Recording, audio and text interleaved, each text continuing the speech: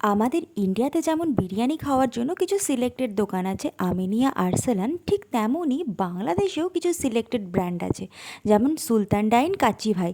বাংলাদেশে থাকাকালীন ওদের এই সুলতান ডাইন থেকে আমি মাটন বিরিয়ানি আর একটা মোরগ পোলাও আর মুরগির রোস্ট ট্রাই করেছিলাম, আর সাথে বোরহানিও নিয়েছিলাম। প্রত্যেকটার দাম ওই 350 টাকার কাছাকাছি ছিল। আর সেদিন আমি ভিডিও করব বলে মামি আমাকে এরকম সুন্দর একটা ট্রে বের করে দিয়েছে। আর সত্যি বলতে কি, সবথেকে বেশি আমার ভালো লেগেছিল এই ঝরঝরে মোরগ পোলাওটা আর মুরগির রোস্ট।